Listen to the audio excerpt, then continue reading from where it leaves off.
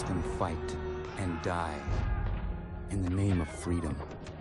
They speak of liberty and justice, but for who?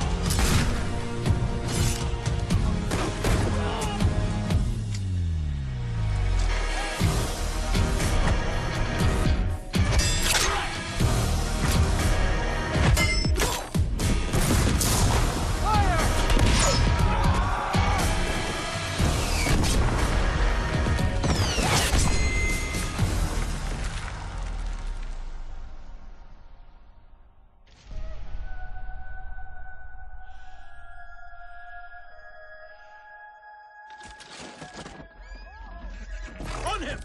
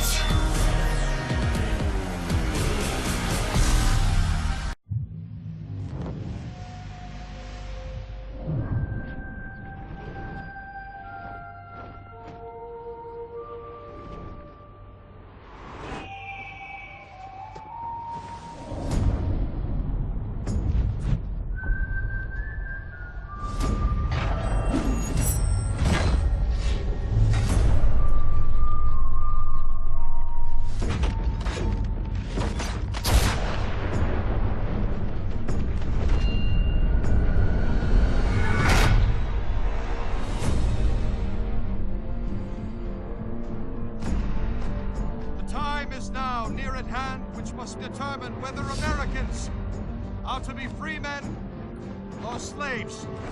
Our cruel and unrelenting enemy leaves us only the choice of brave resistance or the most abject submission. We have, therefore, to resolve to conquer or die.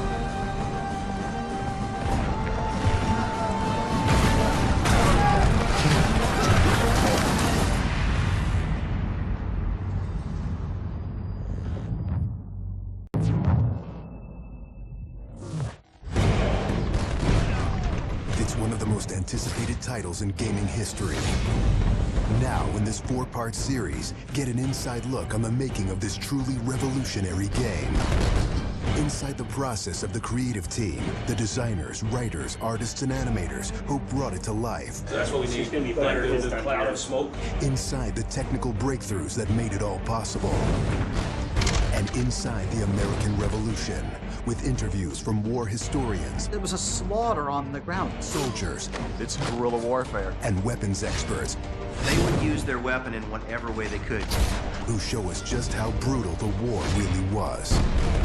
This is Inside Assassin's Creed 3. I don't think people realize how big an undertaking it is, how many people it takes to sort of achieve the level of quality and scope that we have. Assassin's Creed 3 is a big-scale game. The amount of things that are produced per day, that are developed per day, it's amazing. The team has grown to be several hundred people in 5 studios around the world, all of them working on really specific elements, so the amount of work is just staggering. In total, it's over 30 hours of gameplay, and we have 2.5 hours of cinematics, which is as much as any major length movie, or even more.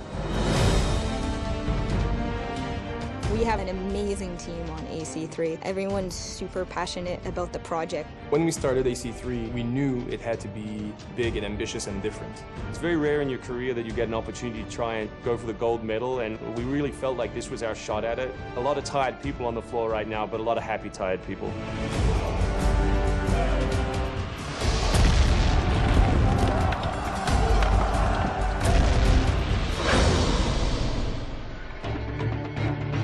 We've always tried to pick exciting periods in history and drop the player in, so they're exploring that time as well as our fictional story. Make ready. Present. The American Revolution was a very pivotal time because the concept of self-government, as opposed to being governed by royals, it was very radical for the era. It's a great setting for a game because there's high stakes. It was the founding of a nation. It was a time when an individual could make a difference. It was all or nothing. They had to win or die. The Revolutionary War was an incredibly brutal experience. This is something you just don't really hear about in the history books, and something we wanted to bring to life in the game.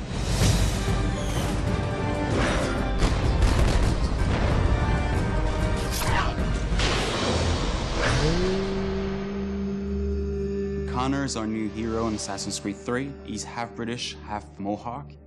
He's humble and more grounded to nature type of person. We did a lot of research into Native American culture. We've recorded dialogue in their native language. Excellent.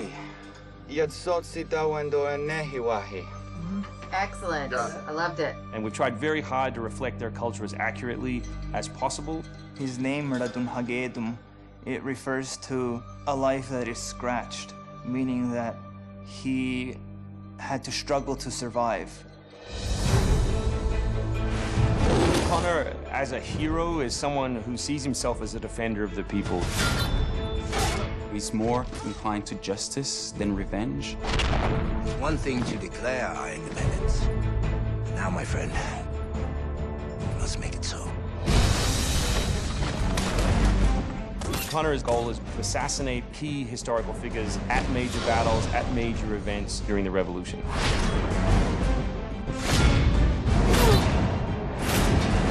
He's a stealth operator. He can come out and viciously make a great kill, then blend right back in. If George Washington would have had Connor on his team, he wouldn't have needed many other people.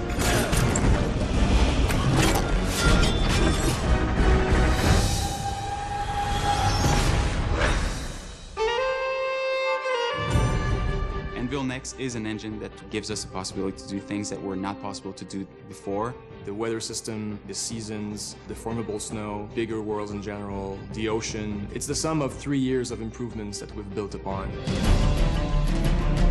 Brand new navigation system, brand new combat system, 2,500 characters on screen at any one time, being able to cut through interiors in the city. Anvil Next is a massive leap forward in terms of gameplay opportunities. Cliffs, trees, climbable stuff, the water, that was pretty exciting but also very challenging. We've got the frontier as well. We've got two of our major cities, Boston and New York. Once we dug up maps from the period, we tried to match street for street or major avenue for major avenue. We recreated Boston and New York at about 1:3 scale.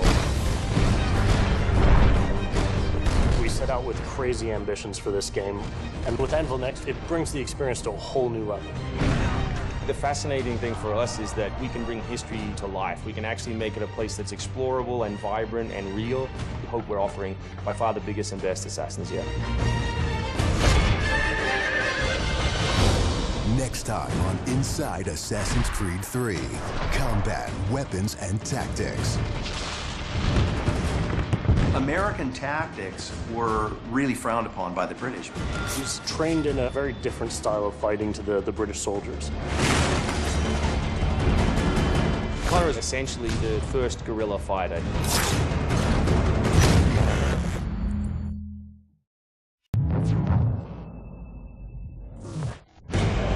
In this 4-part series, get an inside look on the making of one of the most anticipated titles in gaming history. This is Inside Assassin's Creed 3.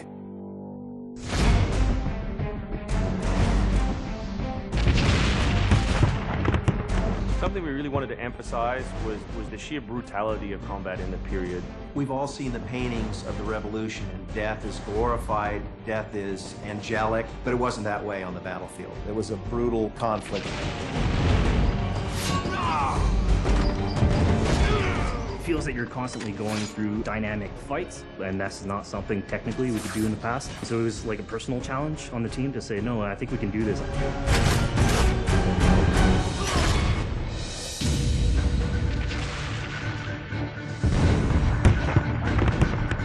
These armies are filled with different types of weapons.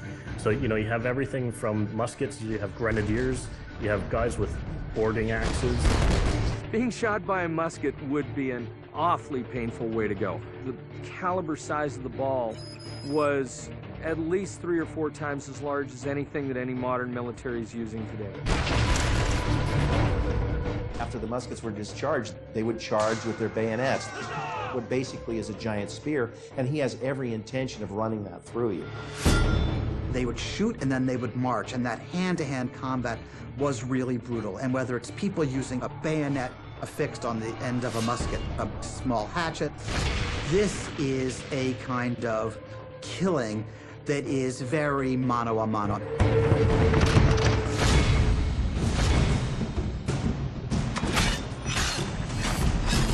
All the animations, all the weapons are brand new. It was interesting to start on a new style of fighting that is much more close and aggressive. Connor's favorite weapon is the tomahawk, obviously super deadly in hand-to-hand combat. Also the bow and arrow. It fits with his native heritage and it's lethal. The rope dart, it's a real accurate Chinese tool that we found the references for that period as well. He can use it from the ground, so he can bring the enemy towards him. It gives him the ability, for example, on a tree, to hang someone from above.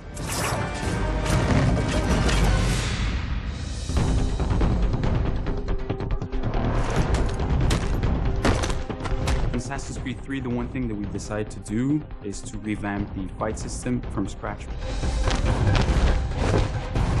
We wanted the skill in the combat in the game to be about transitioning from character to character by choosing the right moves, by performing them correctly. It allows you to basically mow your way through large numbers of people if you're good enough without stopping. What do you do if you go into a bunch of guys with muskets and they try and shoot you? So we had to figure out, can you dodge them? Can you run away? And we've added all these options, but our big one is the meat shield, where you can grab a guy and he gets shot instead. Our mocap guys are stuntmen. We spent a long time with them rehearsing and figuring out exactly what would be the greatest choreography, ready to go through, like multiple people. Connor is trained in a very different style of fighting to the British soldiers. The close quarters flow of the combat that's happening between the punches, the kicks, and everything else is indicative of what happens in the real world. I'm very impressed by the moves that they do. It's cool to see push kicks and axe kicks and different sort of takedowns that are done correctly and very believable when they're done. Right hand, right. Punch to the face, boom, to the throat, to the groin, finish with boom. This is something new for us that we're really proud of. It's fast, it's fluid, and you go through these guys like butter.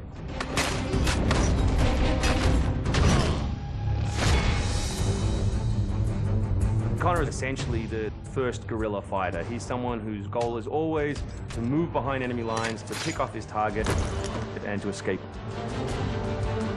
Employing guerrilla tactics, or what we now know today as asymmetric warfare, was something that truly was a component of the American Revolution. They learned what we would think of as guerrilla-style warfare. You sort of hit quickly and then disappear. American tactics were really frowned upon by the British because the Americans did adapt the tactics that were used by the Native Americans from the French and Indian War. The first big battle at Lexington and Concord takes place on a New England town green. And as the soldiers march back to Boston, they are marching along a dirt road lined by stone. You know, it's not the most effective strategy wearing your bright red coat and march through the woods while some farmer's trying to shoot at you. The Americans brought a tactic that they couldn't really cope with. They essentially took it away from the battlefield and they started guerrilla tactics.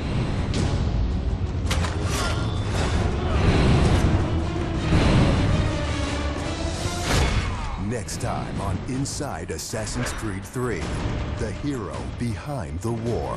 Connor is the hero of the American Revolution. He's a bit more like Dirty Harry. Connor is the current-day Special Forces soldier. Silent, stealthy. He's fighting for freedom, and he's fighting against tyranny.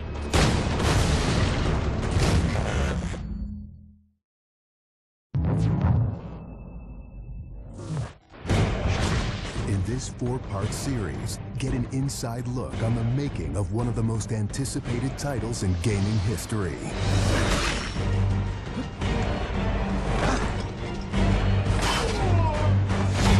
Inside Assassin's Creed 3.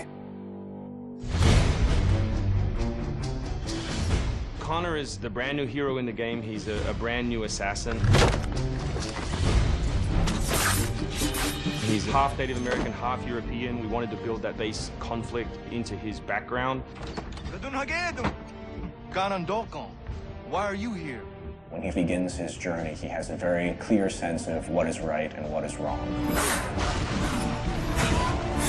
He is forever motivated by a desire to do the right thing. Commander, Connor. He's fighting for freedom, and he's fighting against tyranny. You as Connor, as the assassin, are the critical part of the American Revolution.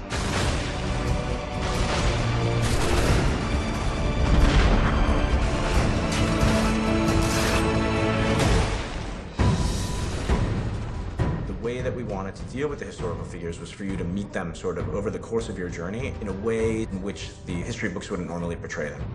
Good day, gentlemen! General Putnam. What? Many of the founders were very tough individuals. Many of them were the equivalent of the modern badass.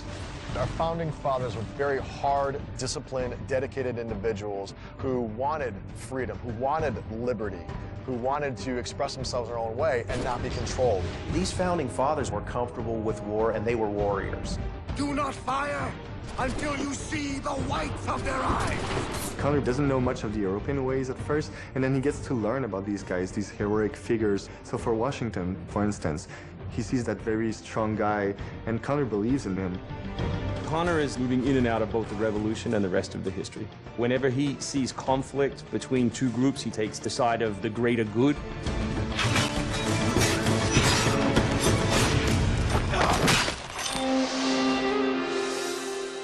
We've been working very closely with the Mohawk consultant on values as well on language. We are Gunyetgahaga. Gunyetgahaga means the people of the Flint. Agorateka, you're doing great. And our language is called Gunyetgeha. Every time that he's with his people or in his village, they speak the language, which I think is really cool.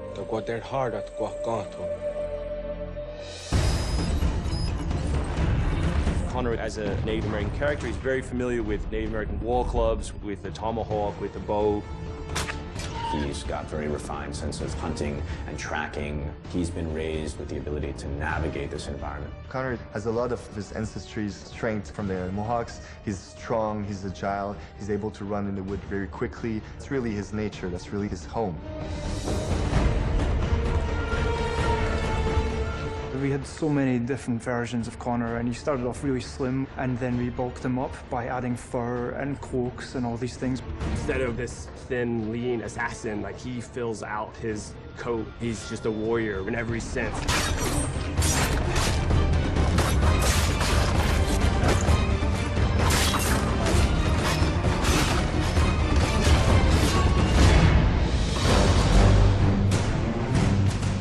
The animation team has built over an hour of new animations just for Connor alone. We started by looking at lots of military moves and even traditional ones of how you would fight with a tomahawk. We looked at that and we just thought it wasn't awesome enough. So we went really brutal, and it wasn't just throwing in blood.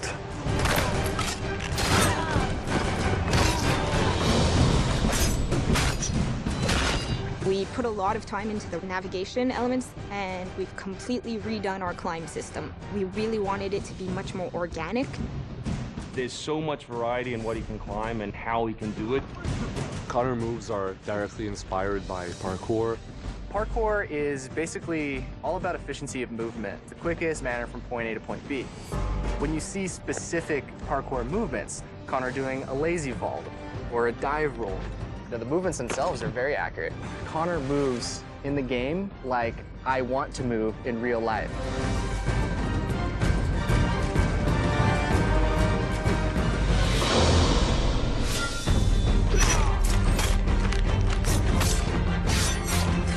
We wanted Connor to be a dual-handed specialist, so basically he's ambidextrous, he can fight with both hands. When he lands, the ground shakes. And when he fights, you know, people are getting knocked left, right, and center. He's very brutal.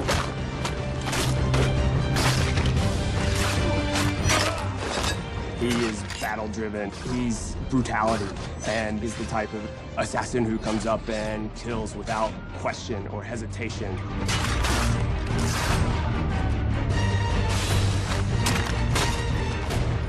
The soldiers were not really able to go up against Connor. Connor's a killing machine. He's a ninja in a tank with a Wolverine in there.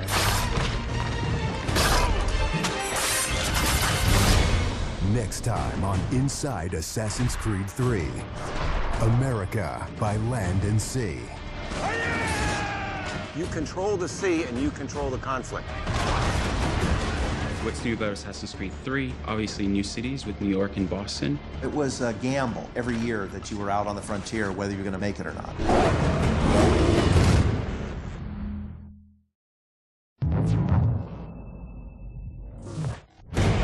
In this 4-part series, get an inside look on the making of one of the most anticipated titles in gaming history.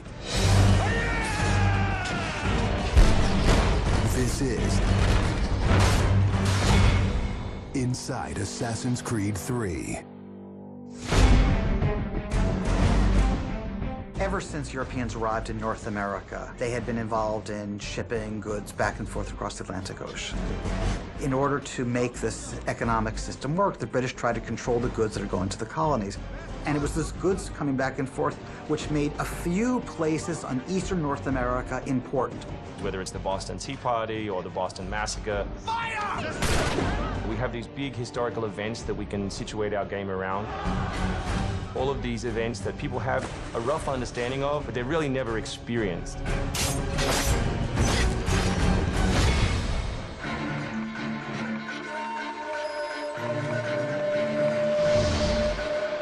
We had to go back and get our historian to find us accurate maps from the era of what Boston and New York looked like. These are actual replicas of the cities. If you're familiar with those cities, you should have that sort of eerie feeling of finding familiar sights. We really wanted to push the animations and just make it look like it's a real living world. As you walk through the crowd, you'll also see animals in the streets. They would have a pig, they just clip his ear in a certain way, and they'd let him go in the street. And then he'd eat garbage, and then when it was time to eat the pig, you'd go and find your pig, and you'd slaughter it and eat your pig. We've got a lot of new ingredients that just bring a new, fresh feeling to the gameplay inside of the cities.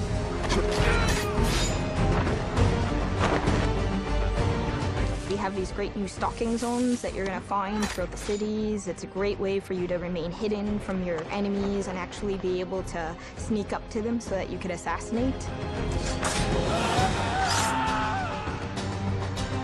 We've got this amazing dynamic weather system in, so we can see not just the time of day passing, but also going in and seeing the same environments, not just in the summer, but in the winter as well. Even though it's a much more condensed area in the city, you actually have to be more careful. There will be carts moving past, so as you're running along the buildings, escaping some snipers, you'll be able to just dive off into a hay cart that's driving past. You'll be able to jump out of that, free run quickly through the streets, through a building, and jump out the other side. See people inside freaking out as you run past through their kitchen.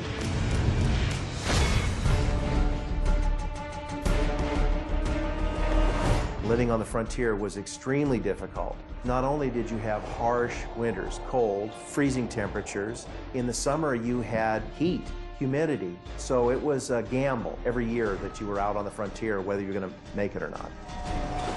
For AC3, the biggest difference is just having access to the frontier. So this huge wilderness area that you can sort of explore at your own pace. It's a forest, the navigation in a very new environment, in a very organic environment as well. In the frontier, you'll be able to navigate through deep snow, but also snow does impact your gameplay. It will slow down you as well as your enemies. Once we decided that we were going to build the frontier, we realized obviously we need to populate that area. So animals became a very big deal. We have over 24 different species of animals in the game. There's an entire hunting loop that you can engage in. Whenever you're building elements such as animals, you're halfway trying to be real and halfway trying to fulfill that fantasy of what people expect. One of the great new features we have in the frontier is the new tree running. Connor being really fluid and being able to navigate through the trees. The frontier is really our new playground.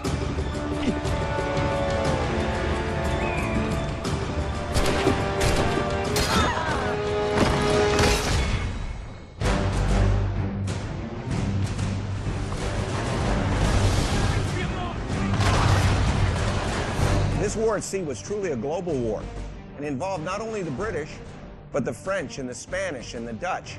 Naval engagement of that period was all about closing the distance. Boarding is the end game. You've got to be able to close with the enemy, get alongside, then get on board to steal his ship. You want to take that ship intact if you can, because that's where you get your prize. The prize is whatever is on that ship that you want. Naval warfare was absolutely decisive to success in the American Revolution. Commerce comes by sea, at the same time invaders come by sea. You control the sea and you control the conflict. It's a huge part of the historical period. The revolution is won pretty much at Yorktown by a blockade of ships. You know, we can't ignore this part of the history. This is critical. This is something that we have to do. We started a whole team up just to specifically focus on the naval experience. Naval combat has been a huge challenge. The technology of the wind, the water simulation has been a massive undertaking for the team. Initially, we didn't even think it was feasible because it's a big moving structure. It's a full simulation on high seas where Connor is controlling a ship, he's controlling a crew as well, so he's kind of the master and commander on the ship. Very exciting. I mean, you are on a moving vessel that is very much part of the sea itself. This is something that we wanted to engage in and build for the game. That was a huge challenge that we set ourselves and actually turned out pretty good.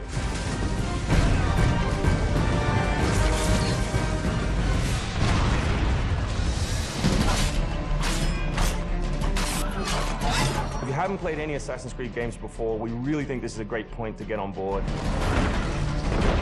It is a new story, it is a new character. This team is full of people who love making Assassin's Creed, who are delivering just an astoundingly polished and fun experience. As a creator, nothing gets better. To be frank, it just looks great. Seeing all of this coming together at the end, it's amazing. For new fans, really, this is about as good as it gets. It's by far the biggest and best Assassins yet.